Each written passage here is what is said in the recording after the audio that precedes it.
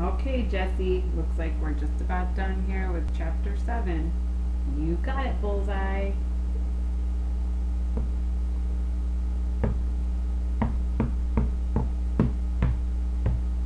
Alright, so last section, section 7.7.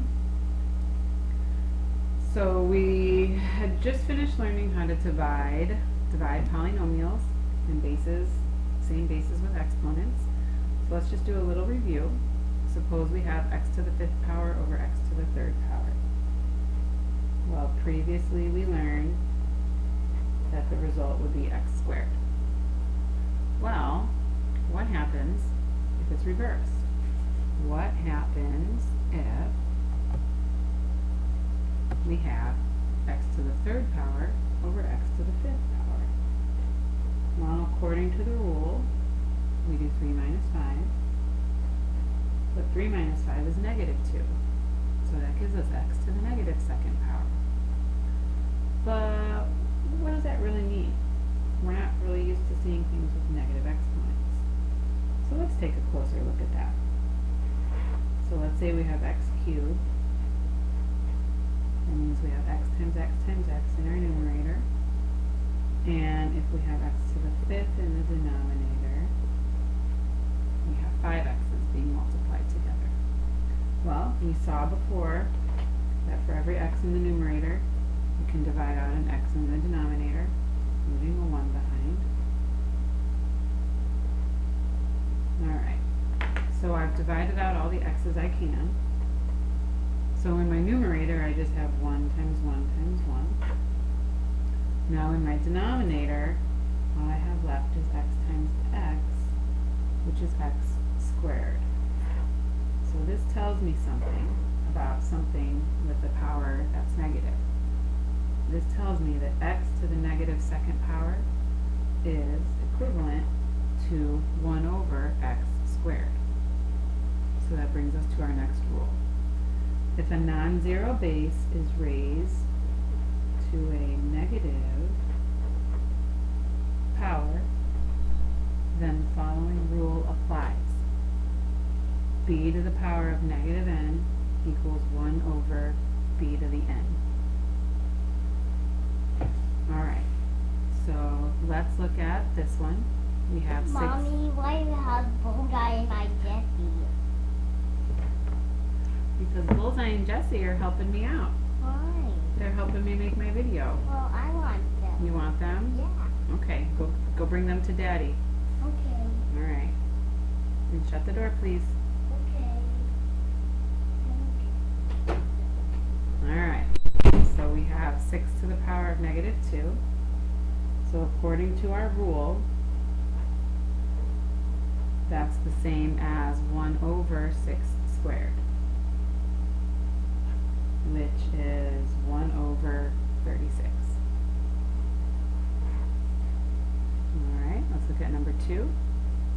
Now, notice the parentheses, so my base is negative 3. So this is the same as 1 over negative 3 to the 4th power,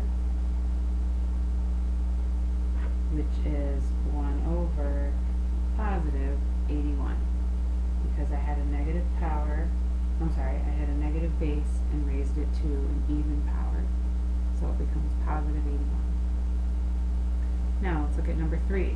The difference here is that there is no parentheses around the negative 3. So now the base is really only 3. This is the same as negative 1 times 3 to the negative 4th power. So according to our rule, 3 to the negative 4th power is the same as 1 over 3 to the 4th power. Well, 1 over 3 to the 4th power is 1 over 81, but when we multiply by that negative 1, our answer is negative 1 over 81.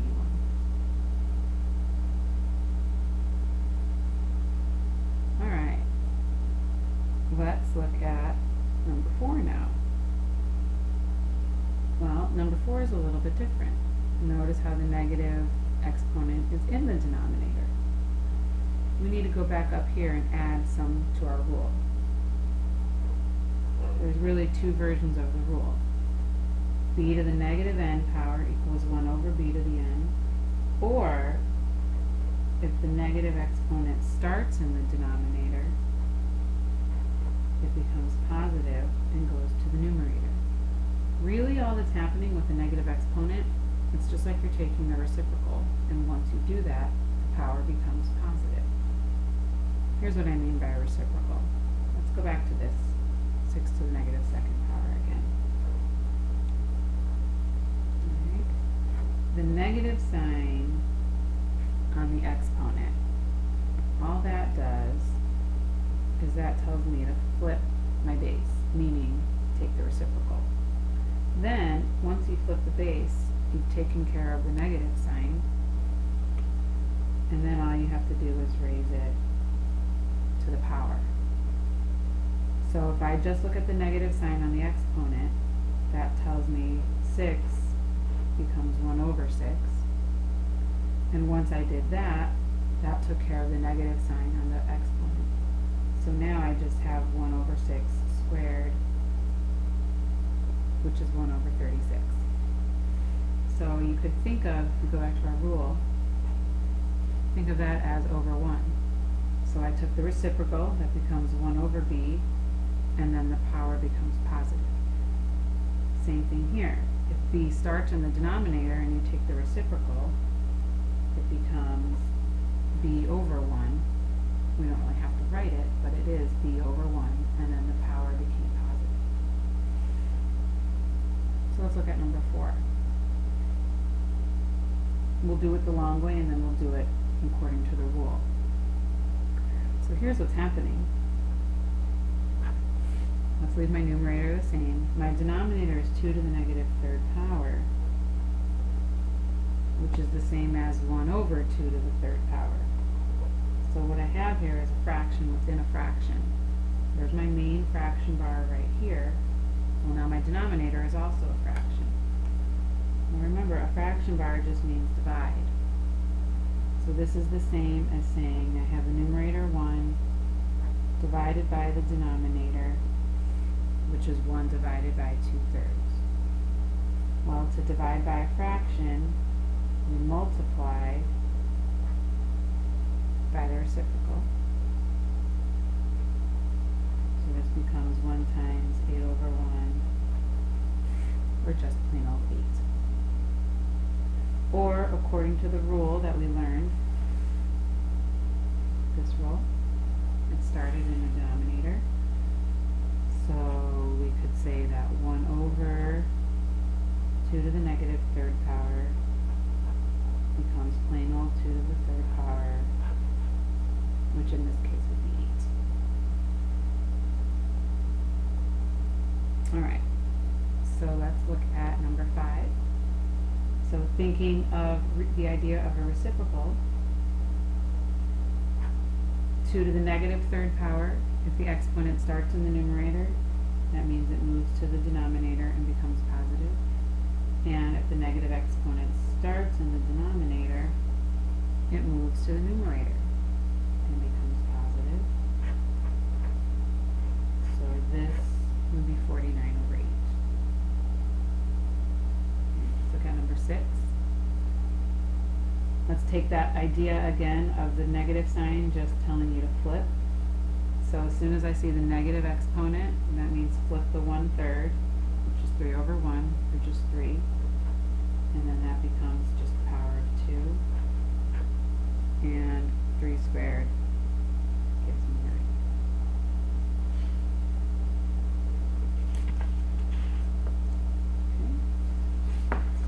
Okay. Alright, so now let's put all these rules together that we've learned.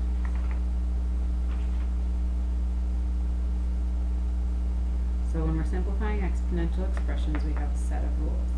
First thing you want to do is get rid of any parentheses using whatever rule is applicable.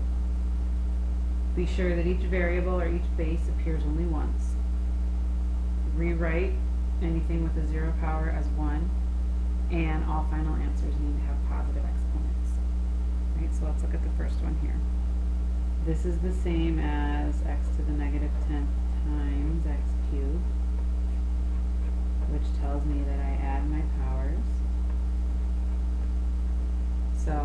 10 plus 3 gives me negative 7, but your final answer should always have positive exponents. So x to the negative 7th power, we rewrite it as 1 over x to the 7th. Alright, let's look at number 2 here. We can do these separately if we want. Do the 18 over 3, and then do the x to the 4th over x to the 7th. 18 over 3 is 6, and then according to my quotient rule, I'm going to do 4 minus 7 for my power of my x. So this is going to be 6x to the negative 3rd power. So the only thing being raised to the negative 3rd power is the x. So that becomes 6 times 1 over x cubed, which is 6 over x cubed. Now there's another way you can think about it. Let's write it out. So in our numerator we had 18x to the 4th. And in our denominator we had 3x to the 7th. Okay, well remember what we said about dividing out. X divided by x is 1, x divided by x is 1. We can do it again and again. So all the x's in my numerator divide out to be 1. And 18 divided by 3 is 6. And in my denominator I have x times x times x, which is x cubed. So basically you could say, okay, 3 divided by 3 is 1, 18 divided by 3 is 6. So 6 is the only thing left in the numerator. And then in my denominator I have 1, but then times x cubed. So it would just be 6 over x cubed. Alright, let's look at number 3. This is a products to powers. So in my numerator this is telling me do 6 squared and do x to the 4th squared all over x to the 12th. So this is going to be 36 x to the 8th over x to the 12th. So this is going to be 36x, according to quotient rule, you do 8 minus 12, which is going to be 36 times x to the negative 4th power,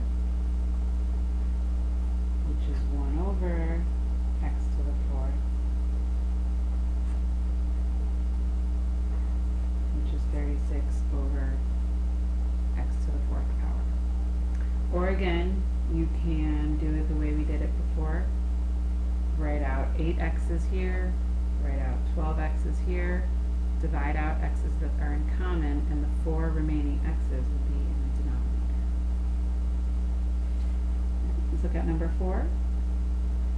First thing I would want to do in this case is simplify. I'm going to leave that power of negative 3 as it is and simplify the numerator. I'm sorry, simplify the fraction. Quotient rule tells me to subtract the powers. So inside my parentheses I have x to the 5th power. That's being raised to the negative 3rd power. So 5 times negative 3 gives me negative 15. So my answer is 1 over x to the 15th power.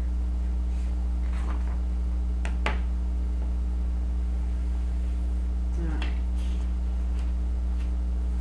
Okay, let's look at some examples where we use these negative exponents. And we're going to look at some numbers with base of 10. So what we have are some numbers in exponential form, and we want to write them in standard form. And I want you to try to do this without your calculator. The more you can do without your calculator, the better it is for you, the better understanding you have, and you don't have to rely on your calculator. And it builds confidence knowing that you can do it without your calculator. So for instance, if I have 10 to the 0 power, remember anything raised to the 0 power is just 1. 10 to the 1st power is just 10. 10 squared would be 100. And so remember, 10 squared is 10 times 10. 10 cubed would be 1,000 because it's 10 times 10 would be 10,000. So if we look at our pattern here, you'll notice the power of the 10, so these are the powers, is the same as the number of zeros in the standard form. So for instance, 10 to the 0 power has 0 zeros. First power, 1 0. Second power, 2 zeros. Third power, 3 zeros. And fourth power, 4 zeros. Alright, let's look at something else. Again, we're starting with 10 to the 0 power. Now notice there's a fraction and a decimal column. So as a fraction, 10 to the 0 power is just 10 to the 0 power over 1, which is 1 over 1, or just 1. So decimal, you could say 1.0, or you could just say 1. Let's look at 10 to the negative first power. That is 1 over 10 to the first power, which is 1 over 10. And as the decimal, 1 over 10 is 0.1. Right? 10 to the negative second power is 1 over 10 squared, which is 1 over 100, or 1/100, and that's 0.01. 10 to the negative third is 1 over 10 cubed, which is 1/1000, which is 0.001. And 10 to the negative fourth is 1 over 10 to the fourth, which is 1/10,000, 0.0001. So 0.0001. Alright, so we see these patterns here, and let's look at this pattern now. Let's start at the bottom. If I have 10 to the power of negative 4, now that doesn't tell me the number of zeros, but what it does tell me is the number of decimal places. 10 to the negative third, 1, 2, 3 decimal places. 10 to the negative second has 2 decimal places, and 10 to the negative first has 1 decimal place. So that's the pattern when it's a negative power. Alright, so this leads us to something called scientific notation, which is used quite commonly when you have numbers with lots of digits. Okay? So scientific notation is a positive number is written in scientific notation when it's expressed in this form: a times 10 to the power of n. Now there's some things we need to realize here. The value of a has to be between 1 and 10, but not including 10. So a can be anything from 1 all the way up to 10, but not including 10.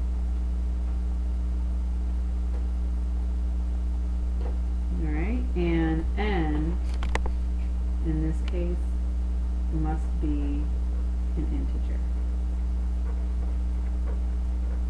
Alright, so we've got a lot of rules here, so let's stop for right now, and we'll take a little break, and we'll come back and we'll finish up the following problem.